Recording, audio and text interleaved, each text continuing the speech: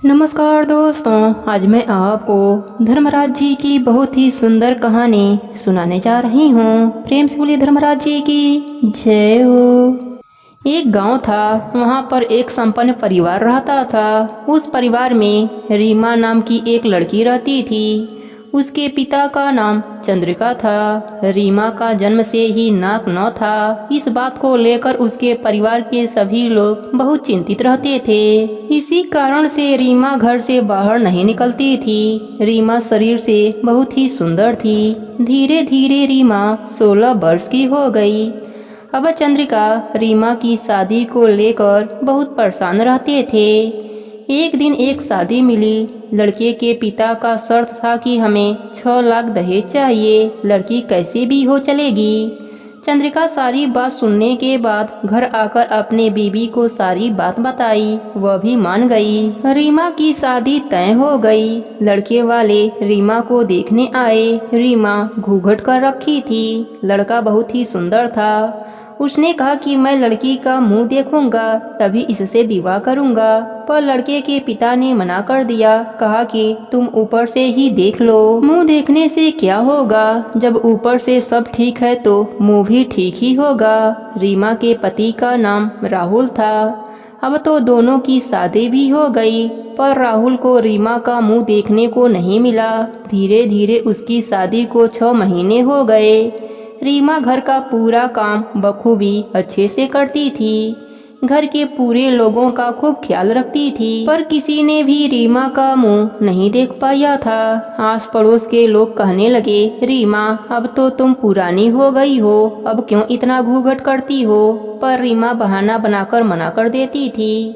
अब तो राहुल के दोस्तों ने भी राहुल से कहने लगे कि राहुल, लगता है तुम इस जन्म में अपने पत्नी का मुख नहीं देख पाओगे, और कहकर खूब हंसते थे।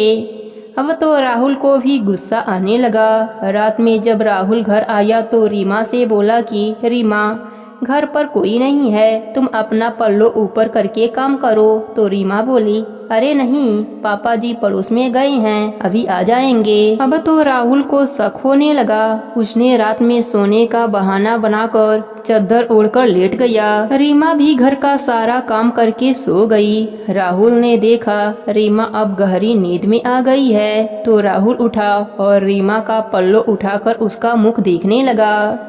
मुख देखते ही राहुल के पैरों तले जमीन हिल गया। अरे यह क्या, इसका तो नाक ही नहीं है। उसने गुस्से से अपने पिताजी के कमरे में गया और उनको जगाकर बोला, पिताजी, रीमा का नाक ही नहीं है, उसके घर वाले हम लोगों को धोखा दिए हैं। उसके पिताजी बोले, क्या हो जाएगा, बहू के पास नाक नहीं है तो उसके घर वाले 6 लाख दहेज दिए थे, तुमको याद है ना।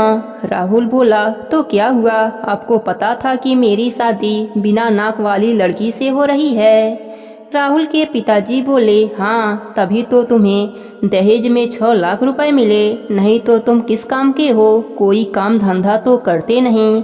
और रीमा में क्या कमी है, घर को इतने अच्छे से संभाल रखी है। राहुल ने कहा, नहीं पिताजी, मैं इस लड़की के साथ नहीं रहूँगा। राहुल के पिताजी ने बहुत समझाया, पर राहुल नहीं माना। अब तो राहुल रीमा से बात करना भी पाप मानने लगा। रीमा रोती रही कि मुझे मत निकालो, मैं घर के किसी कोने में पड़ी रहूंगी, पर राहुल नहीं माना। रीमा को घर से निकाल दिया। रीमा अपने मायके आ गई। वहाँ पर उसने दुखों को दूर करने वाले, सुखों को देने वाले धर्मराज जी का नित्य नियम निभाने लगी। धर्मराज जी अपने भक्तों पर सदा ही कृपा बरसाते हैं। धर्मराज जी के कोप से अभी रीमा को गए 2 महीने बीते थे कि पूरे पृथ्वी पर महामारी आ गई। यह बीमारी नाक से सांस लेने वालों में फैल रही थी। धीरे धीरे राहुल के गांव में भी यह बीमारी फैल गई। सभी इस महामारी के चपेट में आ गए, पर रीमा को यह बीमारी नहीं हुई, क्योंकि उसके पास तो नाक ही न था। जब उसको पता चला कि राहुल बहुत बीमार है तो रीमा भागती भागती राहुल के घर आई और उसका, उसके पिता का और गांव वालों की खूब सेवा करने लगी। 60-70 दिनों के कड़ी मेहनत के बाद सब ठीक हो गया।